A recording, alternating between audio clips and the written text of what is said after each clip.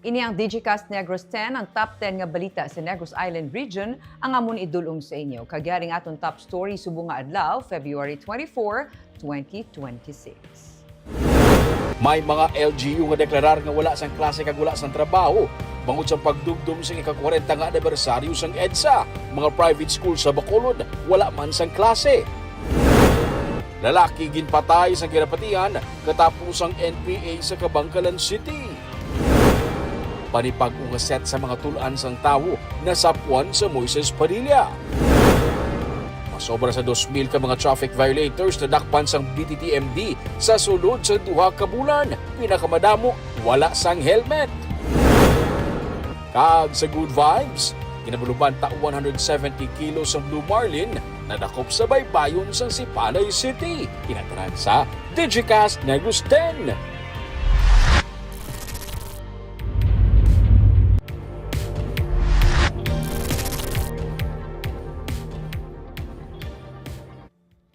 Sa number 10, may kapin sa 2,000 ka mga traffic violators na nadakpan sang BTTMD sa sulod sang 2 ka bulan.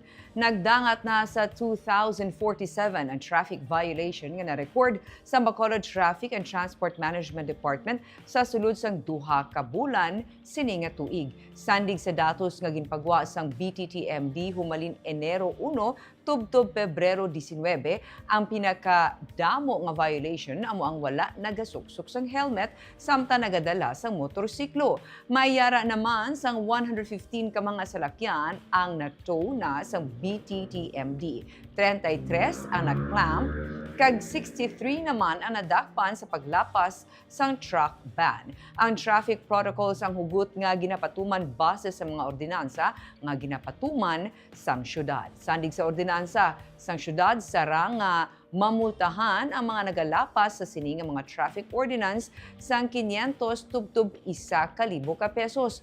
Ang mga wala lisensya nga drivers kag wala na rehistro nga mga motorsiklo ang sarang naman nga ma-impound.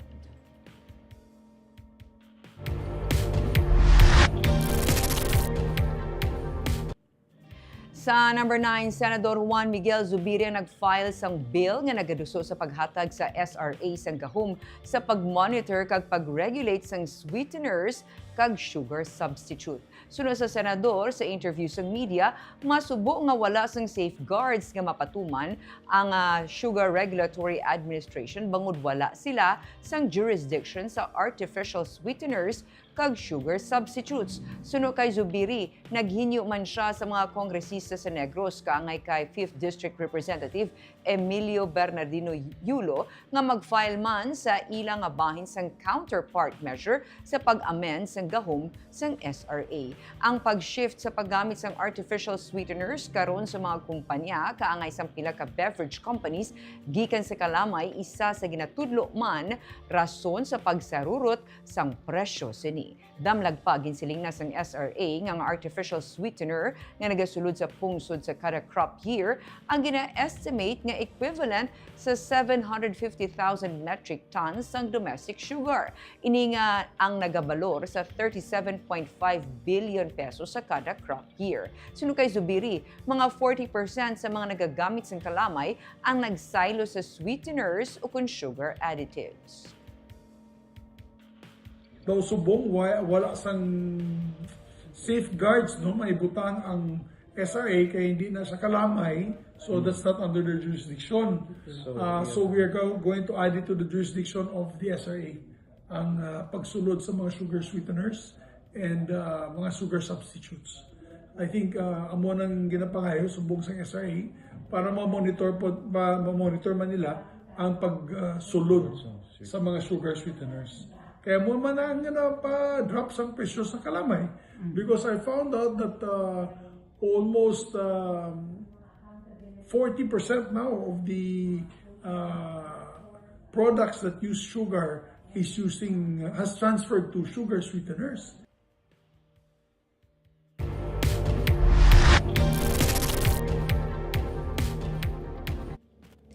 Sa number 8, 10,500 pesos ang allowance ng kada atleta sa Bacolod para sa Niraam. Ipanagtag na buwas nga adlaw ang mga allowances sang mga atleta nga magatiglawas sang syudad sa Bacolod para sa labing hauna nga Negros Island Region Association Athletic Meet. Ang tagsa ka mga atleta makakuha sang ila allowance nga 10,500 pesos gikan sa syudad.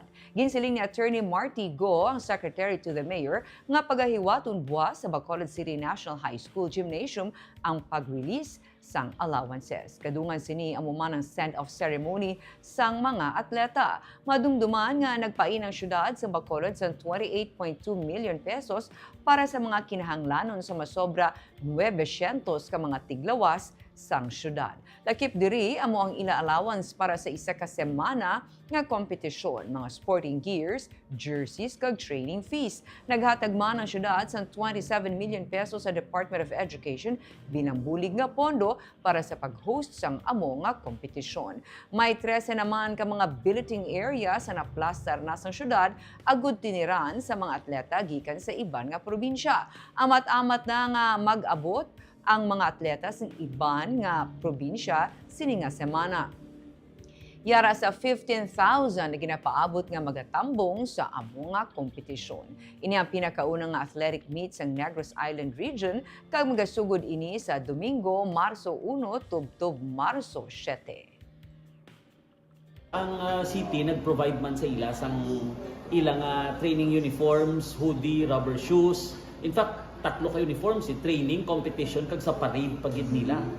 Tomorrow, during the ceremonial send-off ceremony, dra man formal nga ma-receive, mabaton sa mga athletes naton ang ilang allowance from the city, which is each athlete will be receiving around 10,500 pesos each allowance nila for the whole pyramid from March 1 to 7. So that's for tomorrow. Pero ang ini nga mga uniforms nila na panagtag na ni since yesterday. Subong ongoing man panagtag para they will wear it tomorrow sa center.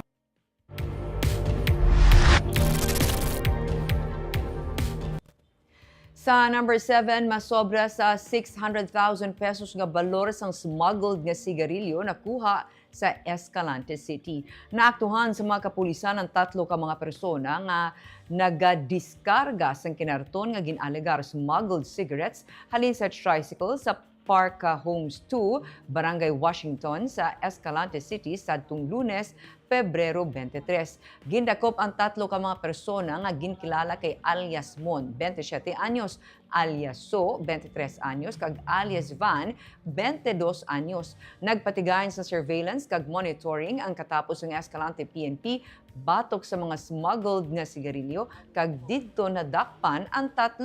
Na-recover sa ilang 1,383 ka reams kag 352 ka pakete sang nagkalain-lain nga brands ng sigarilyo kag isa ka tricycle. Sa Biyernes, nagpaandam si Interior Secretary John Vic Remulla sa mga retailers ng smuggled cigarettes sa mga merkado nga sila ang masunod nga i-raid kag pagakasuhan.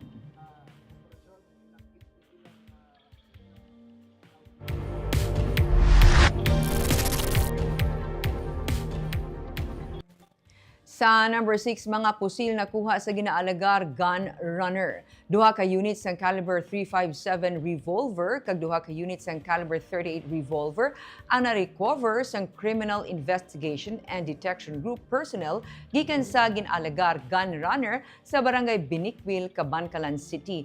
Gindakop ang suspect na si alias Nonoy, 36 anyos, residente sa barangay 9 sa Cabancalan. Matapos siya ang nagbaligya sang 4 ka mga pusil sa pulis nga nagpakuno-kuno nga buyer. Wala sang may napakita nga permit o kung gun license ang suspect. Sunod sa CIDG, involvado ang suspect sa mga gun running activities kag naga-operate sa Cabancalan kag kaiping ang mga banwa sa Negros Occidental.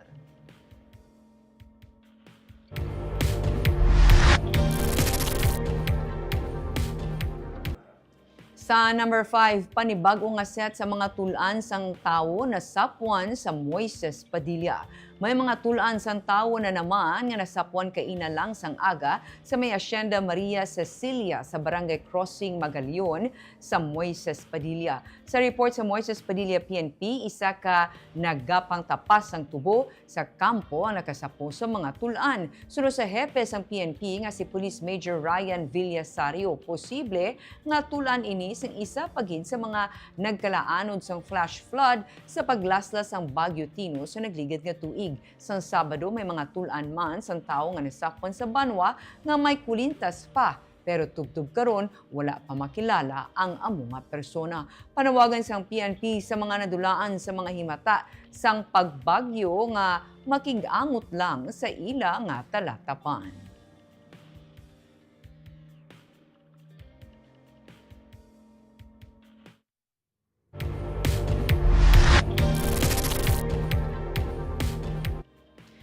Sa number 4, lalaki ginpatay sa ginapatihan katapos ang NPA sa Kabankalan. Manugsakay sa iya motor ang isa ka lalaki sang siya ang gintiro sang ginalegar mga katapos ang New People's Army sa Purok Tuburan, Barangay Tapi sa Kabankalan City, Lunes sang hapon.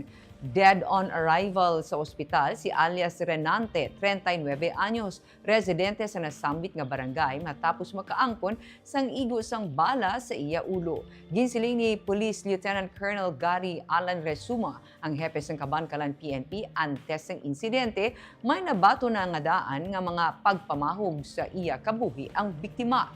Ginkilala mga suspect nga amo sanay alias RJ, 30 anyos, kag alias Makoy o kon Akiro, 30 anyos. Pareho miyembro sa New People's Army kag residente sa Barangay Trinidad sa Gihungan City, Negros Oriental. Sunod kay Resuma, natabuan nga nagapatigayon sing investigasyon sa isa ka separado nga stabbing incident sa kaiping nga barangay ang Kapulisan katapos ang 15th Infantry Battalion sa Philippine Army kag Regional Mobile Force Battalion Negros Island Region. Ginlagas ang tropa kag gobyerno ang mga suspect kag may nagluntad nga pagbayluhan na isang lupok. Nakapalagi ang mga suspect apang na-recover sa lugar ang motor sa biktima nga gingamit sa mga suspect bilang getaway vehicle.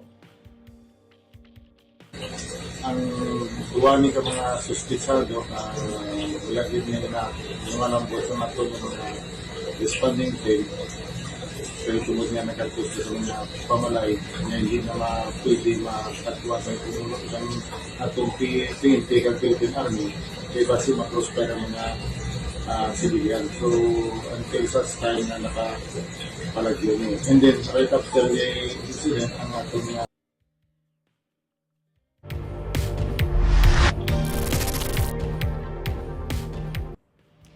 Sa number 3, Kapitolyo nag-donate sang 8.6 hectare property para sa relocation sa mga apektado sang Bulkan Kanlaon. Ginlagdaan na ni Governor Eugenio Jose Lacson ang deed of donation para sa 8.6 nga hektarya sang duta nga magaserbe nga relocation site sa La Castellana. Ang duta para sa mga na-displaced bangod sang Bulkan Kanlaon. Ini ang napahamtang sa Barangay Talaptap. Sunod kay Governor Lacson, yara sa banwa sa La Castellana kung paano lubos nga magamit ang duta. Sarangman makahinyo sang assistance ang banwa gikan sa national government sa pag-develop sini.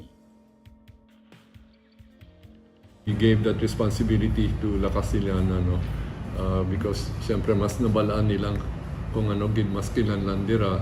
So at least may property na sila magamit, no, with regards to relocating their constituents that are affected by Mount Kanlaon, especially those living sa 4-kilometer permanent danger zone.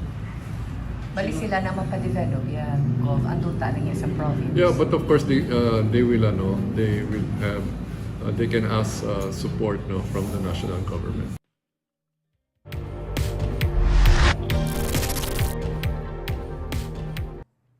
Sa number 2, mga alkaldes ang 19 tanan ka mga syudad sa Negros Island Region ang nagbuylog sa MOA signing nga ginpatigayon sang Lunes sa Malacañang angot sa nationwide classroom building program.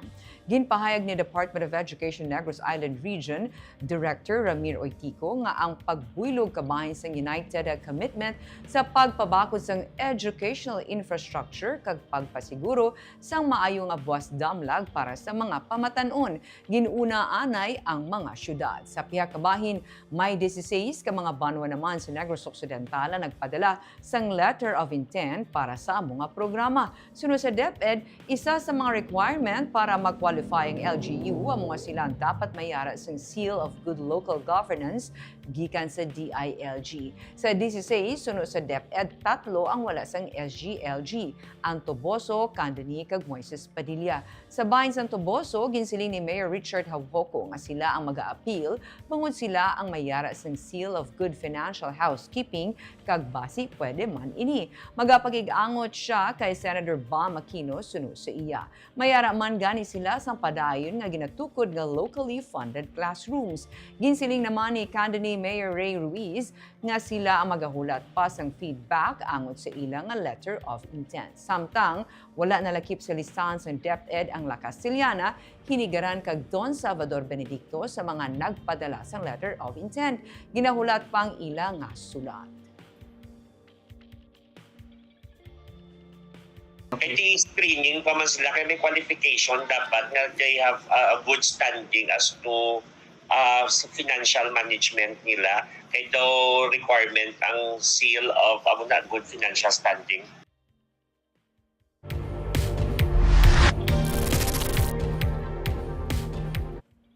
Kag sa number 1, duha ka LGU nagdeklarar nga wala sang trabaho kag klase sa buwas. May mga private schools man sa Bacolod nga wala klase sa pagdumdum sang EDSA. DILG nagpatag nga may basehan ang mga LGU nga nagdeklarar nga wala klase kag trabaho sa buwas. Wala sang klase sa pribado kag pampubliko nga mga bulutuan sa banwa sang Hinigaran kag Isabela. Samtang mga Catholic school sa syudad sa Bacolod ang nagsuspend man sang klase para sa pagdumdum sang ika-40 nga EDSA People Power Revolution.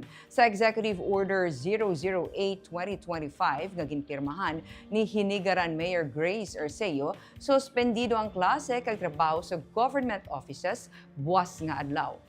Kanselado man ang trabaho sa government offices kag klase sa banwa sang Isabela. Inibase man sa isa ka executive order nga ginpagwa ni Mayor Miguel Angelo Yulo kaina. Ginsiling ni Attorney Neil Yanson, ang legal officer sa Department of the Interior at Local Government NIR, nga mayara man na iban nga LGU sa bugos nga pungsod ang nagdeklarar sang work and class suspension. Ginklaro niya nga pesar sang Presidential Proclamation 1006 nga ginpagwa sa Malacañang nga nagadeklarar sang February 25 bilang Special Working Day, ginagamit sa mga LGU ang General Welfare Clause sa idalom sang Local Government Code sa ilang pagdeklarar sang government work and class suspension. Pero hindi sakop sang work suspension ang pribado nga sektor. Mayara man sang klase kag trabaho sa gobyerno sa syudad sang Bacolod buwas nga adlaw. Ginsiling ni Attorney Marty Go, Secretary to the Mayor, nga magasunod ang syudad sa proklamasyon ni President Ferdinand Marcos Jr. nga Special Working Day buwas. Sa pihak sini, ang mga Catholic schools sa Bacolod City nagsuspend na sang klase agud makigabahin sa pagdumdum sang EDSA Revolution. Half-day ang klase buwas sa La Consolacion College, Bacolod. Bilog naman nga adlaw nga wala sang klase kag opisina ang University of St. LaSalle, Bacolod, St. Scholastica's Academy, St. Joseph School of LaSalle, Colegio San Agustin, Bacolod, kag University of Negros Occidental, Recoletos.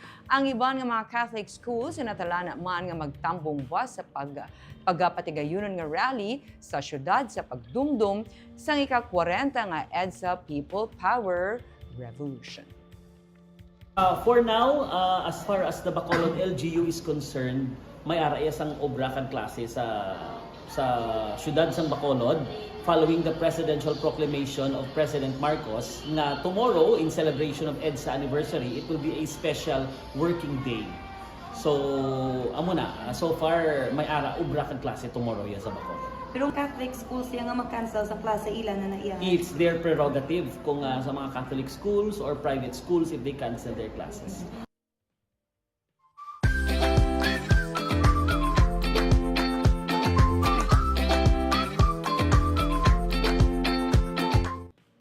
Sa Good Vibes, ginabuluban ta 170 kilos nga blue marlin na dakop sa baybayon sang Sipalay City. Sa video nga ginpost ni Ray Gilhon, makita ang kabudlayan sang tatlo ka mga lalaki nga nagasakay sa bangka sa pagbutong pasaka sang malasugi o kun blue marlin nga ilan na dakop pinaagi sa traditional nga pamaagi sa pagpangisda gamit ang hook o kun ang boya-boya sa baybayon sang Sipalay City. Daw matuwas pang bangka sa pagkarga nila sang isda sa kabugat sini.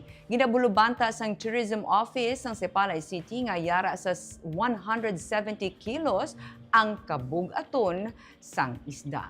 Ang nakadakop sang isda amo si John Mark Lumagbas sang Barangay 2 sang Sipalay nga active member sang Sipalay Anglers Club kag organizer sang Sipalay City Game Fishing Tournament. Gindayaw sang Tourism Office ang determinasyon kag pasensya ni John Mark para makakuha sang amo sini kadako nga isda.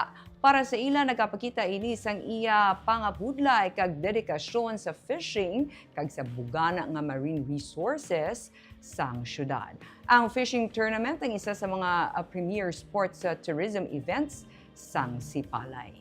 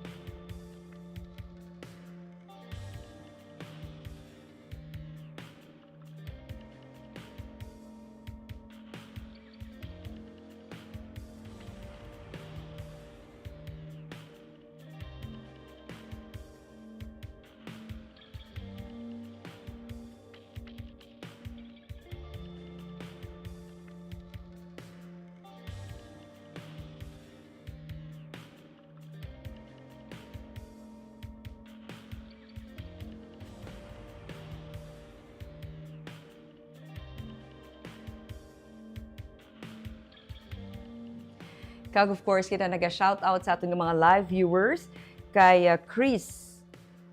Good afternoon, Miss Barbara, watching live from Banga, Lutak, Brook 5, Barangay Narawis, Hinigaran.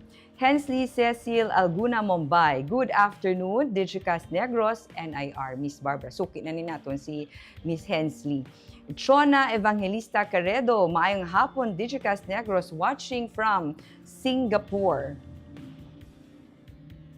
Kay Miss Jessery Garucha Hevero, maayong hapon, ka Digicast, Ma'am Barbara, God bless. Please shout out kay Zoe and Maxine. Salamat gid ma'am. Hello to Zoe and Maxine. Maria Fe Panaga Baredo, maayong hapon, Digicast team. Marieta Minyada, good afternoon, Digicast Negros. Also, hi kay Miss Gloria Bantigue, good afternoon, Digicast NIR, kag Ma'am Barbara, watching from Pulo Pandan. Keep safe and God bless. Damo ta subong sang live viewers. Kay Mr. Marquez, maayong hapon, Digicast, Ma'am Barbara, kay sa tanan nga Digicast viewer. Hi sir, Erwin Pontino, maayong hapon, Digicast Negros. Maayong hapon, Ma'am Barbara. Shout out gali sa Cordova family kag Pontino family sa Victorias. Kay Ray, maayong hapon, Digicast. Hambal niya. So good afternoon man, sir. And of course, kita man naga-shout out kay Father Francisco Perez and Tito Oka Lansar. Hello sa inyo, sir. Kagamaya itong top 10 stories of the day, tubwas. Ako si Barbara Mijares. Maayong hapon.